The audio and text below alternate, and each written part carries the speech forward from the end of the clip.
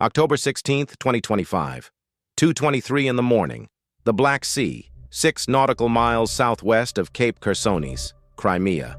In a pine forest near Ochakiv on the Ukrainian coast, a mobile launcher truck sits hidden beneath camouflage netting.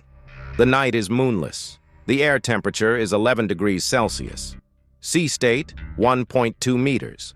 A dark, low chop against a black horizon. The launcher crew has been in position for 72 hours. 40 feet underground, somewhere in Mykolaiv Oblast, a Ukrainian officer stares at his targeting console. His rank is Major. His call sign within HUR Unit 2245 is Sokil, Falcon. He is 29 years old. He has been working this target since the first week of March. 47 days, 678 satellite passes over Sevastopol harbor, 3,400 hours of electromagnetic monitoring, and one 14-second window in a radar sweep cycle. Tonight, the wait ends. At 2:21 a.m., Sokil issues the final authorization code. The weapons officer loads an 11-waypoint flight path that threads the Neptune cruise missile through a corridor of darkness between Russian radar coverage arcs. The launcher crew confirms all systems nominal. At 2:23 a.m., the R-360 Neptune lifts from the mobile launcher on a column of fire lasting less than 4 seconds. By the time any Russian surveillance asset could detect the heat bloom and report it up the chain of command, the Neptune has already cleared the coast, completed its post-launch transition, and dropped to its terminal approach altitude. 4 meters above the wave surface of the Black Sea, the height of a standard door, above churning October water, at 900 kilometers per hour. At that altitude, in the radar shadow created by the Cape Khersonis headland, the Neptune disappears from every Russian radar screen in Crimea. The Pantsir S-1 air defense battery on the Cape sweeps its sector at 2:29 a.m. and 4 seconds, finds nothing. Sweeps again at 2:29 a.m. and 20 seconds. The Neptune passes through the gap between those two sweeps at 2:29 a.m. and 12 seconds. 3 nautical miles from Sevastopol Bay. 2 minutes to impact.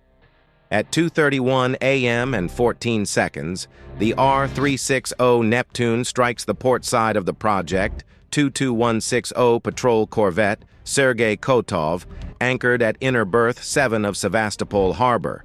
The 145-kilogram high-explosive fragmentation warhead detonates at the waterline, 17 meters forward of the stern. The blast breaches the hull directly adjacent to the ship's main fuel bunker. 34,000 liters of marine diesel ignite. The Murmansk BN electronic warfare suite, the most capable shipboard jamming system in the Russian Black Sea Fleet, transmits its last recorded signal at 2:31 a.m. and 22 seconds, 8 seconds after impact. The Sergei Kotov sinks at 3:02 a.m., 18 meters of water, at the entrance to the inner harbor, partially blocking the approach channel. The 7th Russian warship eliminated in or near Sevastopol since February 24, 2022. Welcome to Iron Front, Ukraine.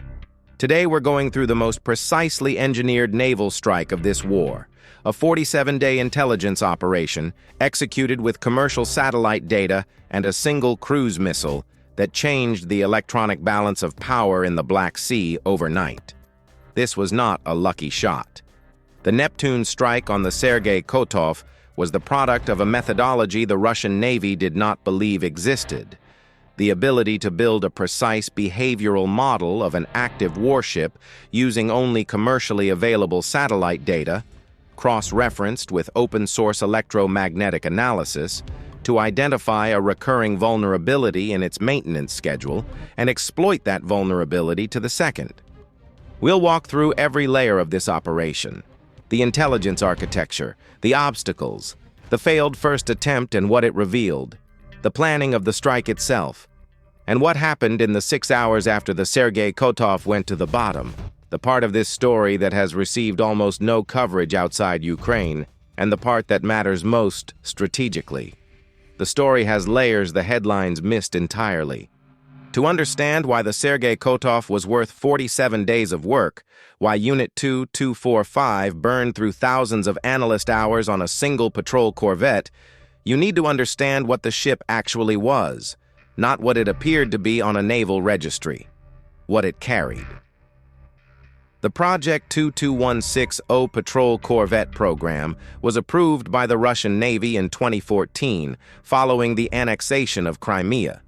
The stated purpose: a new class of modular coastal combatants, flexible and deployable across the Black Sea and potentially into the Mediterranean. 6 vessels were ordered. The first hull was laid down in February 2014. The Sergei Kotov, Hull 374, was the third of the class, commissioned into the Black Sea Fleet on December 22, 2021. 64 days later, Russia launched its full-scale invasion of Ukraine. The ship was 94.4 meters long. It displaced 1,800 tons fully loaded. Its crew was 80 officers and enlisted sailors. Standard armament for the Project 22160 class included a 76.2mm AK-176MA naval gun on the foredeck, 2 Palash combat module close-in weapon systems combining 30mm rotary cannon with short-range surface-to-air missiles, and a modular cargo section amidships designed to accommodate containerized weapon and sensor packages, anti-ship missiles, torpedo systems, specialized payloads. The design was intended to be versatile. But the Sergei Kotov was not a standard Project 22160. A classified modification approved before the ship's construction permanently dedicated its entire modular cargo section to a fixed installation of the Murmansk BN electronic warfare system. The Murmansk BN carries no projectiles. It launches no missiles. What it does is more subtle, and in the context of modern networked warfare, potentially more consequential than any kinetic weapon aboard. The Murmansk BN operates in the high-frequency band, 3 to 30 megahertz. This is the spectrum used for long-distance communications across intercontinental ranges, military ship-to-shore links, strategic aviation communications, emergency coordination networks, and the HF data channels, forming a significant component of NATO's crisis communication backbone in Europe. The system floods those frequencies with jamming energy so powerful and so precisely calibrated to target signal parameters that communications across its effective range become unintelligible. Its range, according to Russian open-source military publications from 2016, 3,000 kilometers. 3,000 kilometers. From a ship anchored in Sevastopol Bay, a functioning Murmansk BN can degrade communications across an arc covering all of Ukraine, all of Poland, Romania, Bulgaria, Hungary, and Slovakia, reaching into eastern Germany. This was not a patrol corvette. This was a floating communications blackout curtain disguised as a mid-tier surface combatant. And it had been active since mid-2023. Ukrainian commanders in the southern theater had been reporting high-frequency communications degradation events since that summer. When drone operators tried to relay mission data through HF radio links, those links were intermittently jammed. When logistical units used HF as a backup during Russian suppression of satellite communications, they found the spectrum degraded.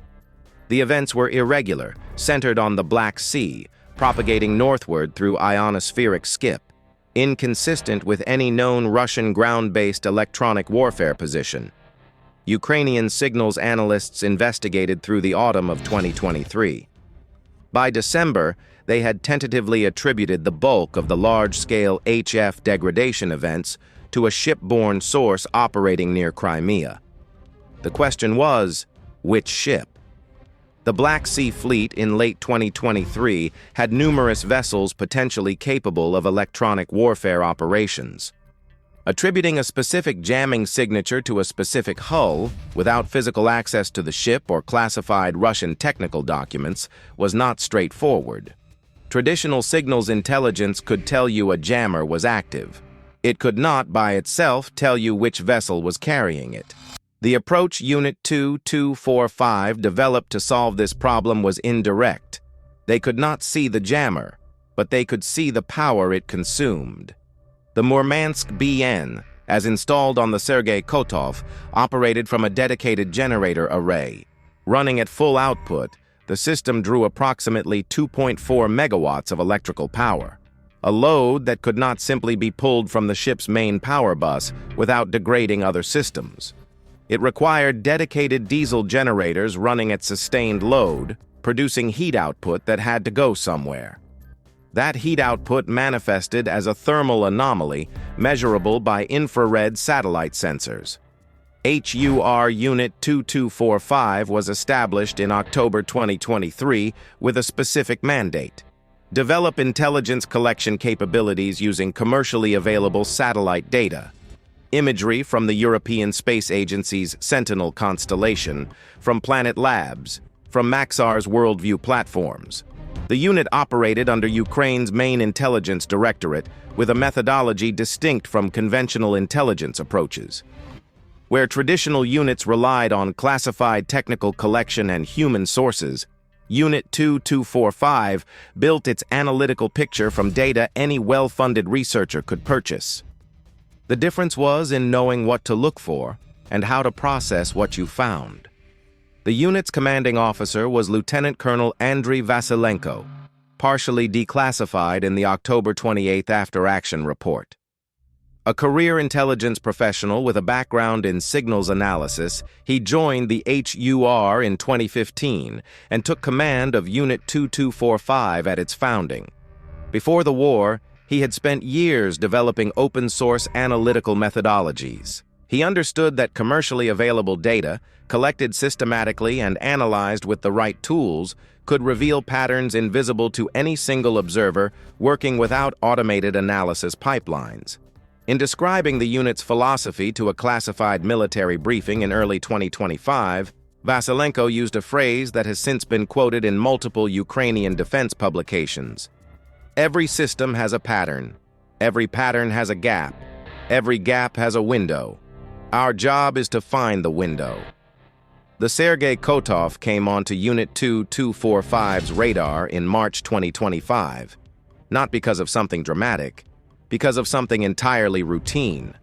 A Maxar Worldview 3 pass over Sevastopol on March 4, 2025, at 10:47 a.m. local time, captured a thermal anomaly at berth 7 of the inner harbor, consistent with a high-draw generator array at sustained load.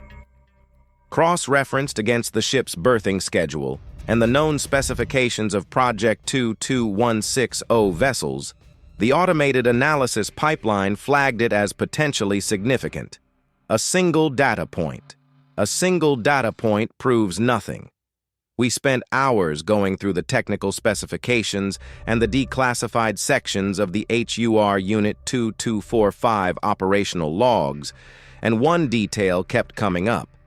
The thermal signature of the Sergei Kotov's generator array was not just large, it was consistent. Predictably, measurably, reliably consistent. Every time the Murmansk BN powered up to full output, the same thermal bloom appeared at berth 7. Every time the system powered down, the bloom diminished. The timing varied, but within statistically predictable bounds.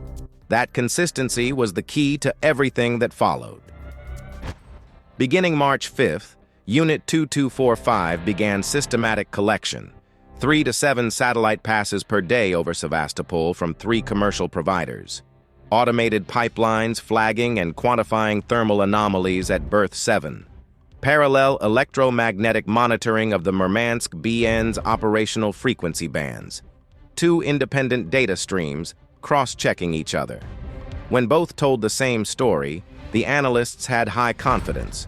When they diverged, due to weather affecting imagery quality or an unusual operational decision on the ship, it was a flag that something had changed. The data collection phase ran from March 5th through April 20th, 47 days. The picture was clear.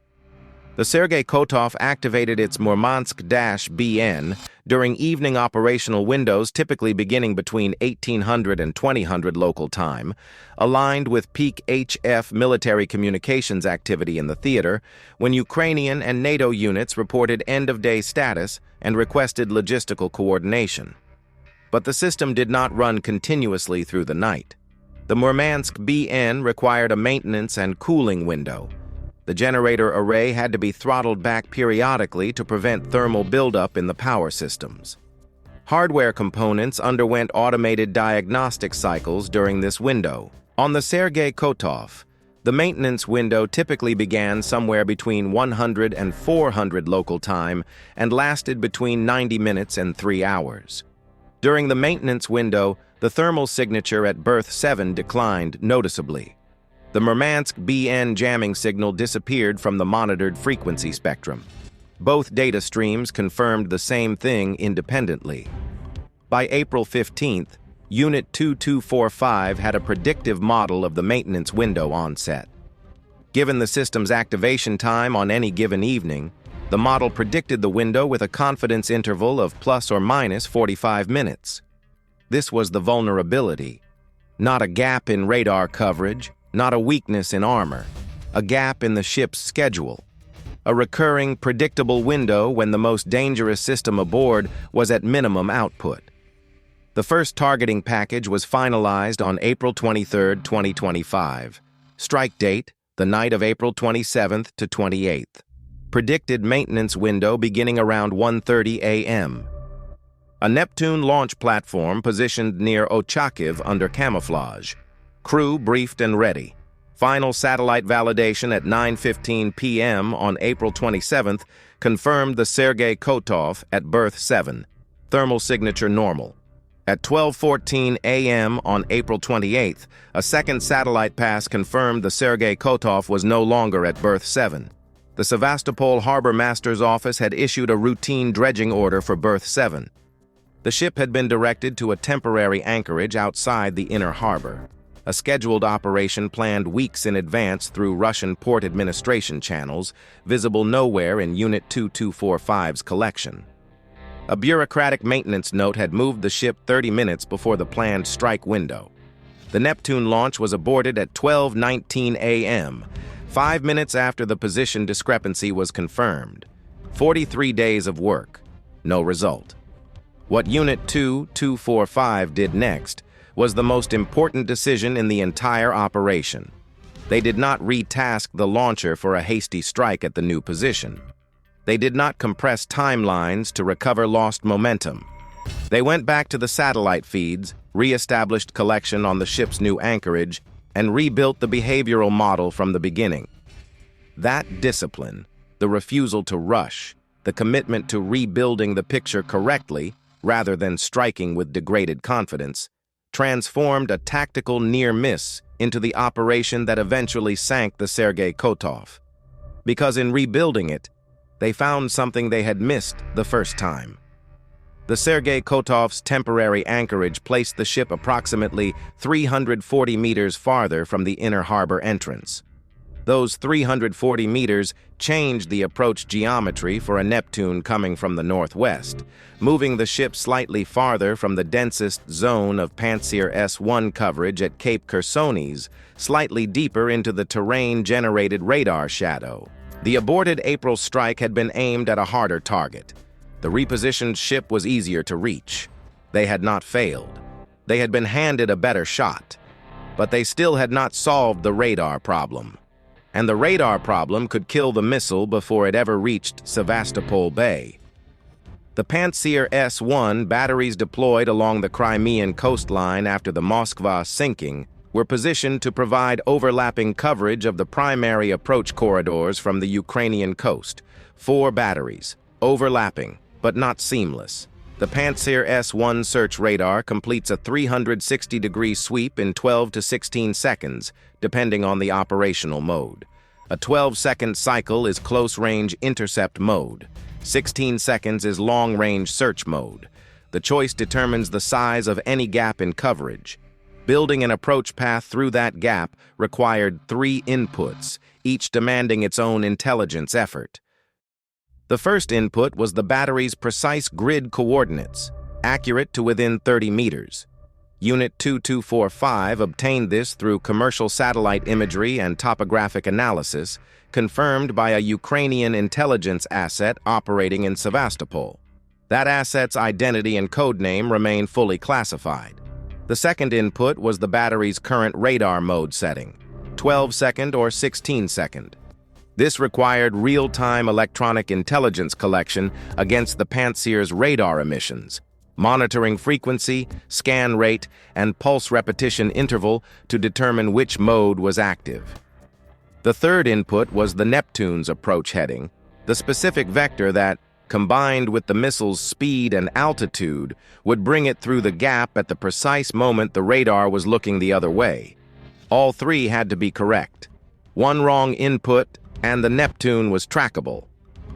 The part that still surprises me about this phase of the operation isn't the complexity of the calculation. It's that Ukraine had built the capability to perform it at all. Commercial satellite imagery revealing a radar battery's position to 30-meter accuracy. Electronic intelligence assets close enough to Crimea to determine a specific Pantsir's operating mode.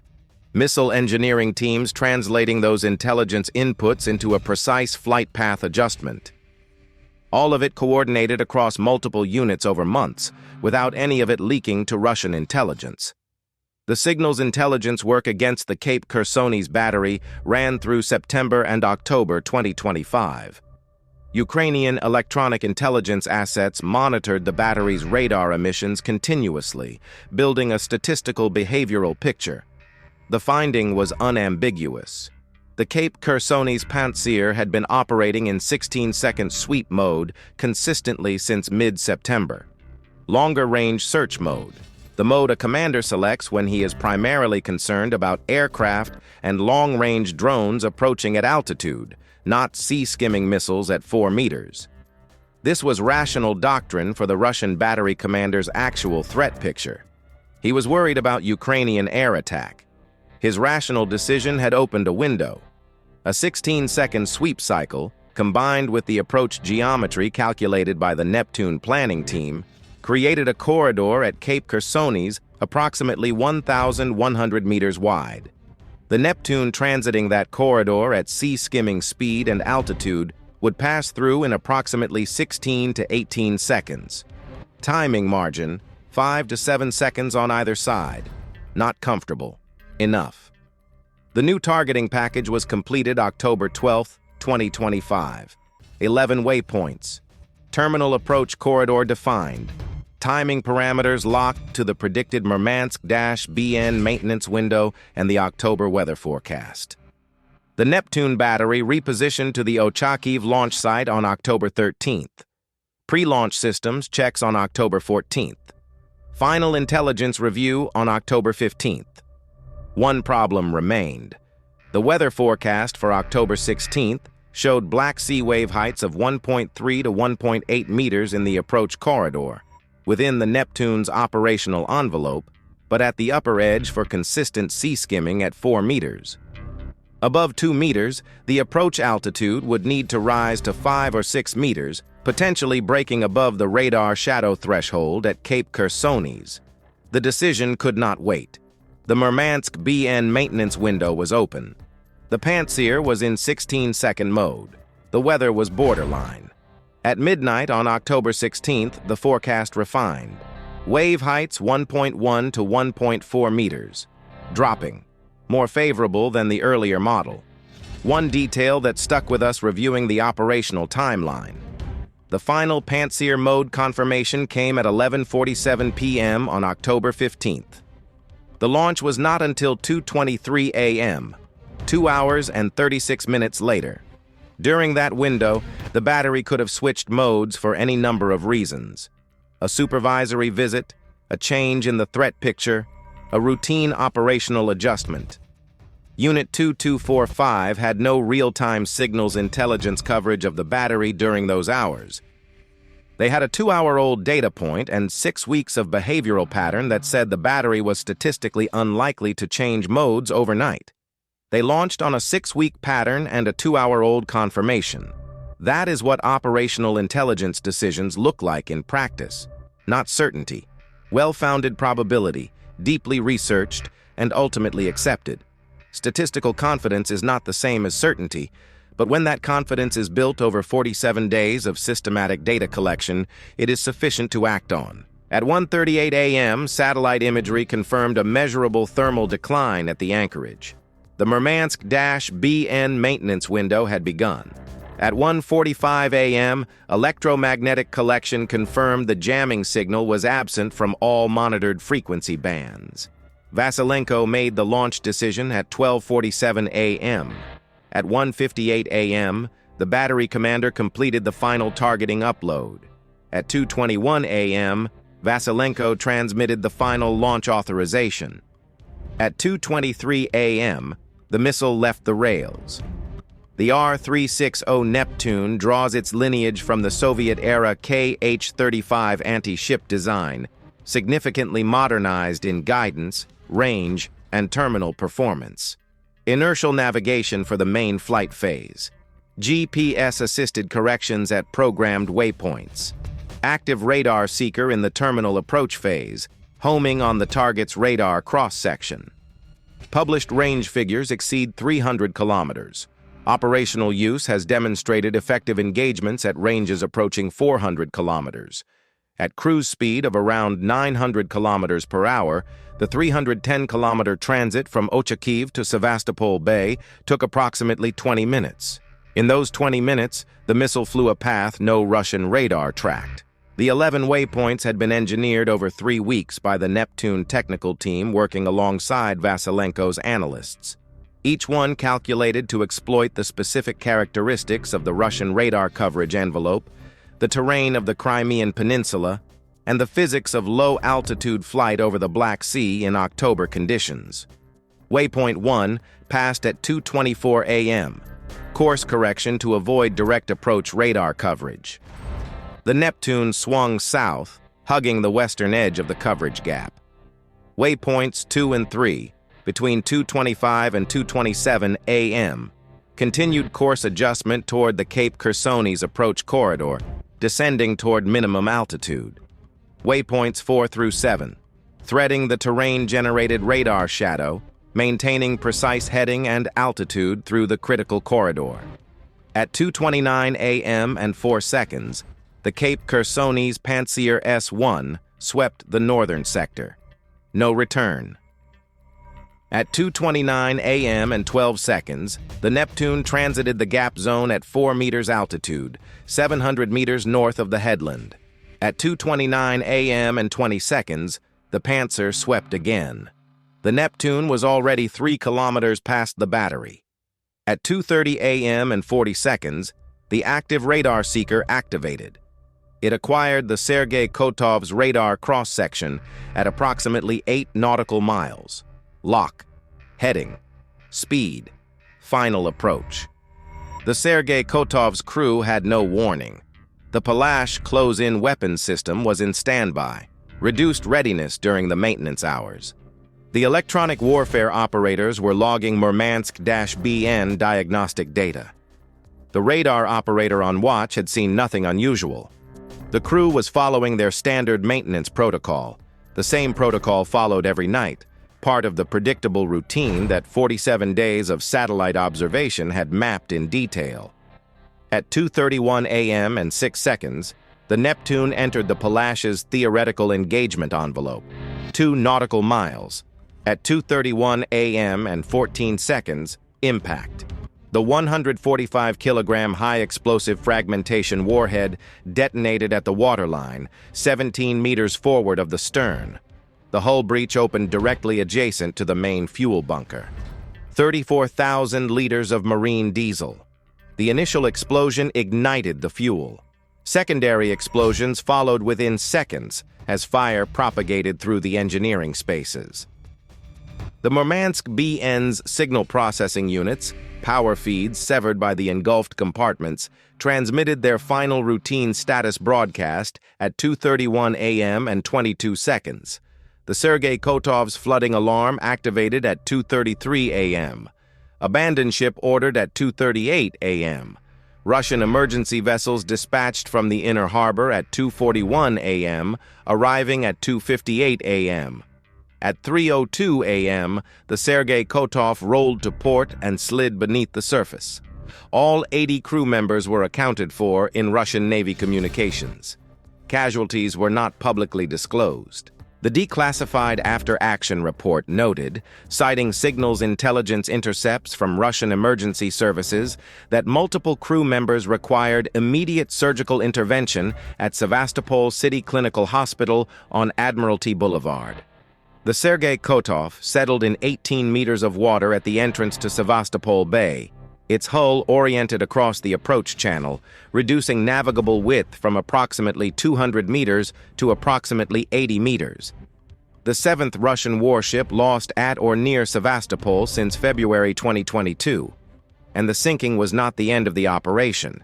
In some ways, it was the beginning. At 3:15 a.m., Unit 2245's Signals Intelligence Team confirmed the Murmansk-BN frequency spectrum was clear. Vasilenko's team ran the network model, built over 3 months, mapping not just the Sergei Kotov, but the entire Russian Black Sea Fleet electronic warfare architecture, every known asset, every known frequency assignment, every geographic zone of coverage. And critically, the dependencies. Which assets backed up which others, how the network would respond to losing individual nodes, how long each possible reconfiguration would take. The model's prediction for the loss of the Murmansk-BN, a coverage gap in the northern Black Sea sector lasting 5 to 7 hours. The actual gap, 6 hours and 7 minutes. To understand why the gap mattered, you need to understand the architecture it left exposed. The Russian EW network in the Black Sea Theater in late 2025 consisted of 3 layers. Ship-based, the Murmansk-BN on the Sergei Kotov, plus lighter suites on other surface combatants. Ground-based, the Anapa installation in Krasnodar Krai, approximately 340 kilometers east of Crimea, plus smaller posts on the peninsula. Aircraft-based, Su-34EW variants and IL-22PP platforms as a surge capability, not a baseline. The Sergei Kotov's Murmansk-BN covered a specific frequency arc and geographic sector that the Anapa ground station could not fully replicate, particularly in the corridor between the Kinburn Peninsula and the Crimean coast. Eliminating the Sergei Kotov left that sector without coverage.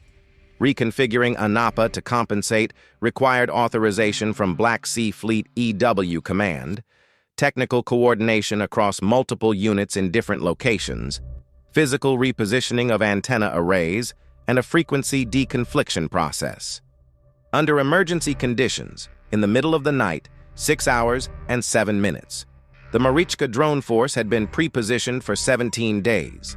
The Marichka-class unmanned surface vehicle is a Ukrainian-designed maritime drone approximately 5 meters in length. Diesel propulsion at up to 45 knots. A 100-kilogram shaped charge warhead optimized for penetration against steel hull plating.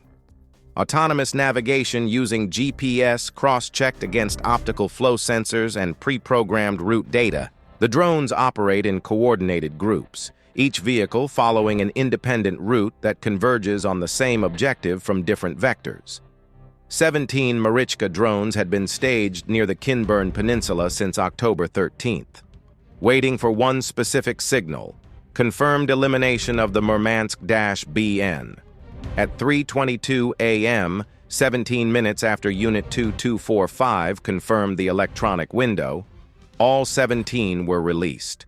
Target: the Novorossiysk anchorage, 230 kilometers to the northeast, where a significant portion of the Black Sea Fleet had relocated following previous Ukrainian strikes on Crimean naval bases.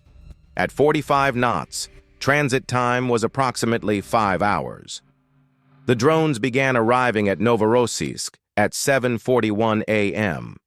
Without the Murmansk-BN coverage active in the northern corridor, without the Anapa station reconfigured to compensate, Russian naval radar coverage in the sector was degraded. Not blind, but degraded. The electronic warfare support that would normally allow the Russian system to detect and classify lower signature contacts at extended range was not performing at baseline. 12 of the 17 drones penetrated the harbor perimeter. Russian defensive measures activated. Detonations inside the perimeter. Russian Defense Ministry statements that afternoon acknowledged damage to harbor infrastructure and certain vessels, without specifics. Satellite imagery collected October 17th and 18th showed visible fire damage at pier facilities, at least 2 vessels with recent damage alongside specialized repair equipment, and naval vessels that had been at the same anchorage positions for weeks suddenly displaced. The Russian Black Sea Fleet was repositioning its assets because the electronic umbrella protecting them had just demonstrated it had holes. At 4:47 a.m. on October 16th, 93 minutes after the Neptune impact, Black Sea Fleet Command issued Port Lockdown Order Priority Alpha. All 3 major Crimean naval installations, Sevastopol, Feodosia, Balaklava. No non-emergency vessel movements, no exceptions. Priority Alpha, the highest security classification in Russian naval operations. The last Priority Alpha had been issued on February 24th, 2022, the opening day of the full-scale invasion, 3.5 years, and this was the first one since. What strikes us about this entire sequence is the operational architecture beneath it. The Neptune strike was not a standalone event. It was the trigger for a second operation, timed precisely to the predicted behavior of the Russian EW network after the Murmansk-BN went down. The whole sequence required months of coordination. Unit 2245, building the behavioral model of the Sergei Kotov, signals intelligence teams monitoring the Pantsir battery and the Anapa station, the Neptune battery, the Marichka drone force waiting at Kinburn. Each element executing its part on a specific timeline without any leak to Russian intelligence. This is not improvised asymmetric warfare. This is systematic operational planning at a level of sophistication most defense analysts would not have attributed to the Ukrainian military 3 years ago. What happened on October 16th is evidence of how far that military has come. The 96-hour lockdown had immediate consequences. During those 4 days, no Russian surface combatant transited Sevastopol Bay. The wreck of the Sergei Kotov, assessed by Port Authority divers on October 18th, had reduced navigable channel width from approximately 200 meters to approximately 80 meters, enough for small vessel passage, insufficient for the Black Sea Fleet's larger surface combatants without hazard. Estimated clearance time, 8 to 12 weeks minimum. The electronic vulnerability window lasted 7 days total. The Anapa station came online with adjusted parameters at 9:22 a.m. on October 16th, closing the initial 6-hour gap. But achieving full baseline coverage of the northern Black Sea sector required deploying additional ground-based equipment near Yalta and completing command authorization for the changed network architecture. That process finished October 23rd. 7 days of degraded Russian EW coverage over the northern Black Sea, the longest sustained degradation of that network since the war began. Here's the take that will probably generate pushback. The destruction of the Sergei Kotov was not primarily a story about Ukrainian missile capability. It was a story about institutional predictability. The Russian Navy maintained a consistent, routine maintenance schedule on its most sensitive electronic warfare asset. A schedule that, observed from space over 47 days, became a precise targeting solution. The lesson is not that your ship can be hit. The lesson is that your schedule can be read. Every system operating on a predictable routine, every radar sweeping on a fixed interval, every maintenance crew following the same cycle on the same timing, all of it is readable, given enough data and enough analysis. The Sergei Kotov was not defeated by a superior weapon. It was defeated by its own predictability, and that lesson applies to every military system in the world, not just Russia's. What do you think? Is commercial satellite intelligence fundamentally changing the balance of power in modern naval warfare? Or are we still looking at a conflict decided primarily by industrial production and platform numbers? Drop your answer in the comments. The defense analysis community is genuinely divided on this, and the debate in our comment section is sharper than most of what gets published. The declassified after-action report from October 28th runs to 9 public pages from a 23-page classified document. Vasilenko's team identified 5 analytical elements critical to the operation's success. Collection frequency, 3 to 7 satellite passes per day, gave the temporal resolution to detect not just the thermal anomaly's presence, but changes in it over time, including the activation and deactivation pattern that revealed the maintenance window. Statistical analysis rather than event tracking, the crew was following standard operating procedures, doing nothing wrong. Those procedures, observed as a time series over 47 days, became a predictive model. Cross-domain integration, satellite imagery in multiple spectral bands cross-referenced against electromagnetic monitoring, with convergence across streams confirming high confidence and divergence flagging change. A validity check, not redundancy. Network modeling. Unit 2245 did not analyze the Sergei Kotov in isolation. They built a map of its connections to the broader Russian EW architecture, predicting the 6-hour gap 3 months before the strike and pre-positioning the drone force to exploit it. And restraint. Vasilenko's unit had a workable targeting solution by the 3rd week of April. They did not use it. They lost their first window to a dredging order. They rebuilt. They planned the drone operation.